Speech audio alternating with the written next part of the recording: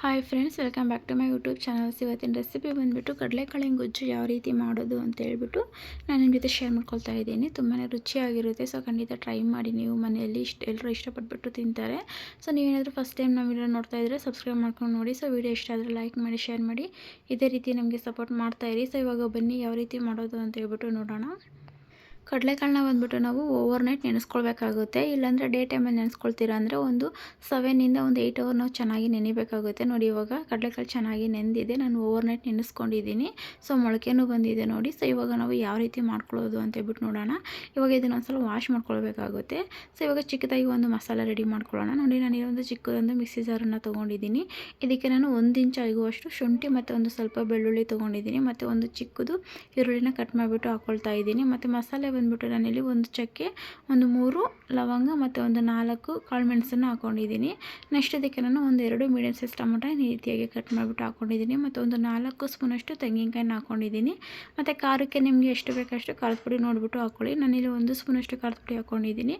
ಮತ್ತು 1 ಸ್ಪೂನಷ್ಟು ನಾನಿಲ್ಲಿ ಸಾಂಬಾರು ಪುಡಿನ ಹಾಕ್ಕೊಳ್ತಾ ಇದ್ದೀನಿ. ಮತ್ತು ಸ್ವಲ್ಪ ಕೊತ್ತಂಬರಿ ಸೊಪ್ಪನ್ನು ಹಾಕ್ಕೊಂಡು ನಾವು ಮಿಕ್ಸಿ ಮಾಡ್ಕೊಳ್ಳೋದಕ್ಕೆ ನೀರು ಎಷ್ಟು ಬೇಕೋ ಅಷ್ಟನ್ನು ಹಾಕ್ಕೊಂಡು ನಾವು ಫುಲ್ ನೈಸಾಗಿ ರುಬ್ಕೊಳ್ಬೇಕಾಗುತ್ತೆ.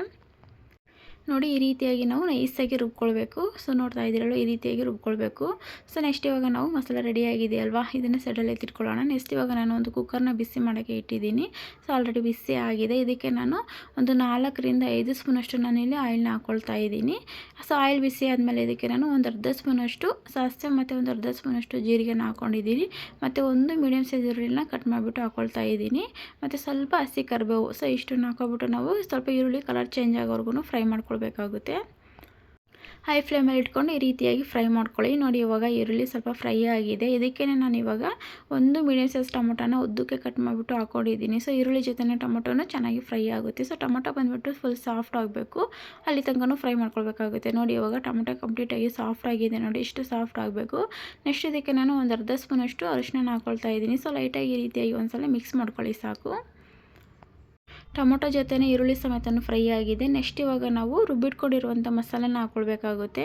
ನೋಡಿ, ಮಸಾಲೆ ಹಾಕ್ಕೊಂಡು ಒಂದ್ಸಲ ಚೆನ್ನಾಗಿ ಮಿಕ್ಸ್ ಮಾಡ್ಕೊಳ್ಳಿ. ಸೊ ಮಸಾಲೆಯಲ್ಲಿರುವಂಥ ಹಸಿ ಸ್ಮೆಲ್ಲೆಲ್ಲ ಹೋಗೋವರೆಗೂ ಈ ರೀತಿಯಾಗಿ ಸ್ವಲ್ಪ ಫ್ರೈ ಮಾಡ್ಕೊಳ್ಬೇಕಾಗುತ್ತೆ.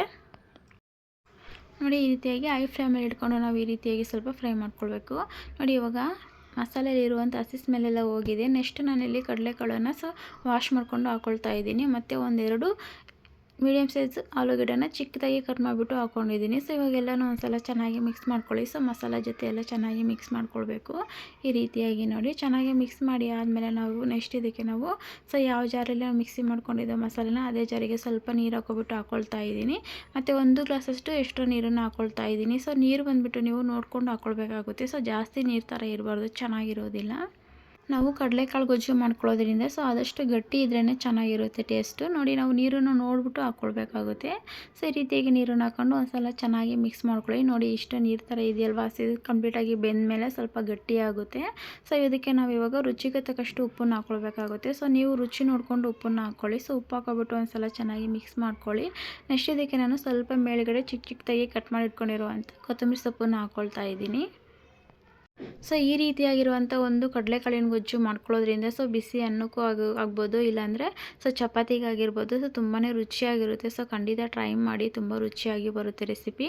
ನೋಡಿ, ಇವಾಗ ಕೊತ್ತಂಬರಿ ಸೊಪ್ಪನ್ನು ಹಾಕ್ಕೊಂಡು ಇವಾಗ ಒಂದ್ಸಲ ಚೆನ್ನಾಗಿ ಮಿಕ್ಸ್ ಮಾಡ್ಕೊಳ್ಬೇಕು. ಸೊ ಮಿಕ್ಸ್ ಮಾಡ್ಕೊಬಿಟ್ಟು ನಾವಿವಾಗ ಕುಕ್ಕರ್ ಮುಚ್ಚಳನ ಮುಚ್ಚಿಬಿಟ್ಟು ನಾವಿವಾಗ ಒಂದು 3 ವಿಸಿಲ್ನ ನಾವು ಕೂಗಿಸ್ಕೊಳ್ಬೇಕಾಗುತ್ತೆ. ಸೊ ಕಡಲೆಕಾಳು ಕಂಪ್ಲೀಟಾಗಿ ಬೇಯಬೇಕಲ್ವ. ಸೊ ಒಂದು 2 ರಿಂದ 3 ವಿಸಿಲ್ನ ಚೆನ್ನಾಗಿ ಕೂಗಿಸ್ಕೊಳ್ಬೇಕಾಗುತ್ತೆ. ನೋಡಿ, ಇವಾಗ ನಾನು ಒಂದು 3 ವಿಸಿಲ್ನ ಕೂಗಿಸ್ಕೊಳ್ತಾ ಇದ್ದೀನಿ.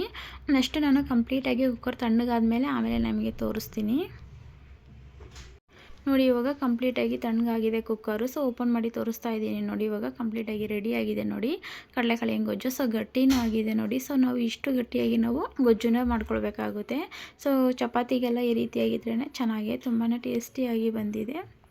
ಸೊ ಮನೇಲಿ ನೀವು ಟ್ರೈ ಮಾಡಿ, ತುಂಬಾ ರುಚಿಯಾಗಿರುತ್ತೆ. ಸೊ ಎಲ್ಲರೂ ಇಷ್ಟಪಟ್ಬಿಟ್ಟು ತಿಂತಾರೆ, ಅಷ್ಟು ಟೇಸ್ಟಿಯಾಗಿರುತ್ತೆ. ಸೊ ನಿಮ್ಗೆ ಈ ರೆಸಿಪಿ ಇಷ್ಟ ಆಗಿದೆ ಅಂತ ನಾನು ಅಂದ್ಕೊಳ್ತೀನಿ. ಸೊ ಇಷ್ಟ ಆಗಿದ್ರೆ ಲೈಕ್ ಮಾಡಿ, ಶೇರ್ ಮಾಡಿ, ಕಮೆಂಟ್ ಮಾಡಿ, ಇದೇ ರೀತಿ ನಮಗೆ ಸಪೋರ್ಟ್ ಮಾಡ್ತಾಯಿರಿ. ನೀವೇನಾದರೂ ಫಸ್ಟ್ ಟೈಮ್ ನಮ್ಮ ವಿಡಿಯೋ ನೋಡ್ತಾ ಇದ್ದರೆ ಸಬ್ಸ್ಕ್ರೈಬ್ ಮಾಡಿಕೊಂಡು ನೋಡಿ. ನೋಡಿ, ನಾನಿಲ್ಲಿ ಚಪಾತಿಗೆ ಮಾಡ್ಕೊಂಡಿದ್ದೀನಿ, ತುಂಬಾ ಟೇಸ್ಟಿಯಾಗಿದೆ. ಸೊ ಖಂಡಿತ ನಿಮಗೂ ಇಷ್ಟ ಆಗುತ್ತೆ. ರೆಸಿಪಿನ ಟ್ರೈ ಮಾಡಿಬಿಟ್ಟು ನನಗೆ ಕಮೆಂಟ್ ಬಾಕ್ಸಲ್ಲಿ ಕಮೆಂಟ್ ಮಾಡಿ ಯಾವ ರೀತಿ ಬಂದಿದೆ ಅಂತ ಹೇಳ್ಬಿಟ್ಟು. ಓಕೆ, ಬಾಯ್ ಫ್ರೆಂಡ್ಸ್, ನೆಕ್ಸ್ಟ್ ವಿಡಿಯೋದಲ್ಲಿ ಸಿಗ್ತೀನಿ.